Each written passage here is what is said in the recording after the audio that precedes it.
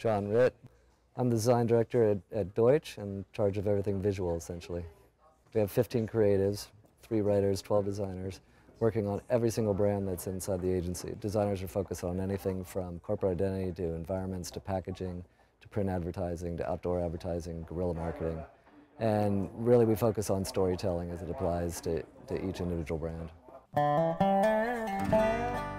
Texas is amazing. I mean, DirecTV's been very ambitious of late in acquiring their own content. They've done amazing things, wondrous things in the area of sports and how they broadcast sports. They chose probably the best show on television in the last 10 years, which is called Friday Night Lights. And they acquired the rights to air it exclusively themselves 6 months before the networks could get a hold of it. As I understand it, there was a small but dedicated, loyal fan base to this television show. It's relatively unknown, I think because it wasn't marketed correctly. And that was one of the genius moves of DirecTV to get it, because it couldn't be better as an entertainment property. So here at Deutsch, David Blacker, the writer who I worked with, and myself were already rabid fans ourselves of the show. Friday Night Lights talks about high school football, and what happens on the football field is almost cliche successful, and it stands in direct contrast to the fact that off the field, every one of the characters is facing all sorts of adversity in their life.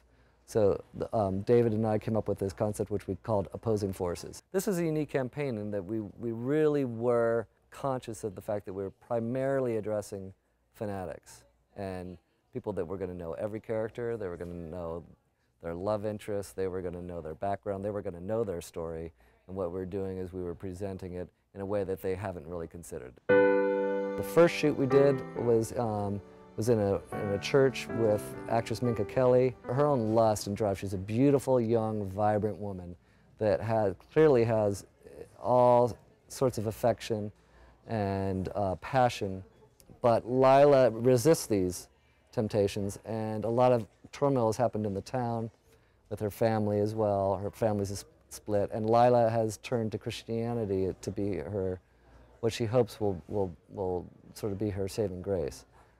But you can tell that under the surface she is conflicted. And we decided to photograph her in a church in a pretty provocative outfit, in a provocative stance. I mean, it was critical to the shot, because the shot, that particular shot, there was a lot of subtlety in it. It had to be communicated through some body language. Martin Schoeller was our photographer, and we should actually, everything happened perfectly because of Martin Schoeller. What he brought to the concept was invaluable, not only in his skill set, but with his spirit. Some photographers were resistant to take on the project because we wanted so many locations in so few days. Martin didn't have a problem with it. He was willing to take it on. Our second shoot was in an authentic mobile home park, a real mobile home park, complete with pit bulls on chains that we had to avoid. We had this elaborate set that had been built before by Martin's incredible set builder, and it was covered in a series of textured and painted and dilapidated ladders.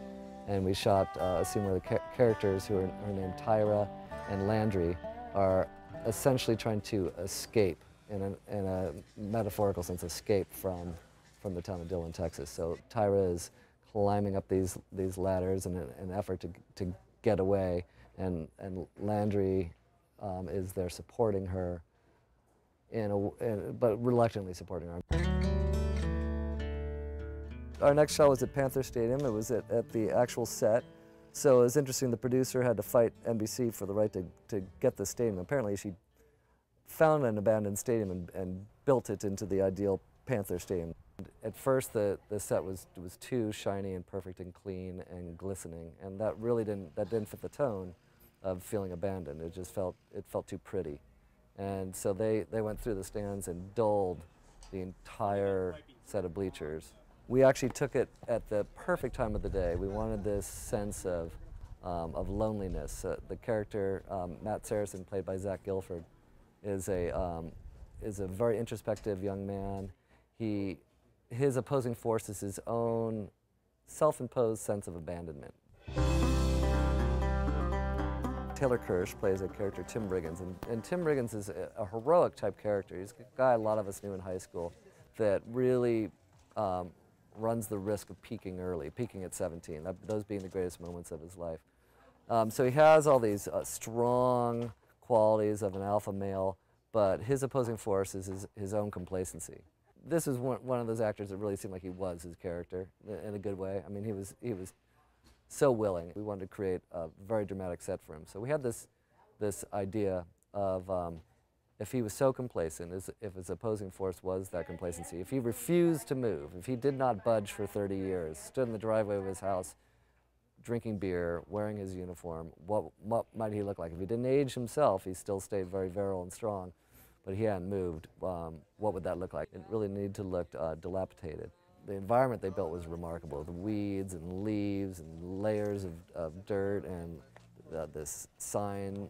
Each football player would have a sign from their house that has their name and position on it.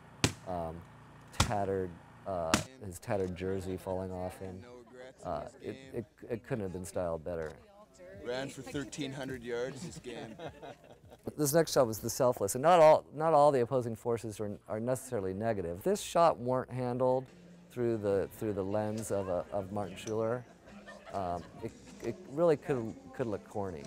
The character Tammy, the wife of Coach Taylor, Tammy Taylor, who's played by an actress named Connie Britton, who is just fantastic.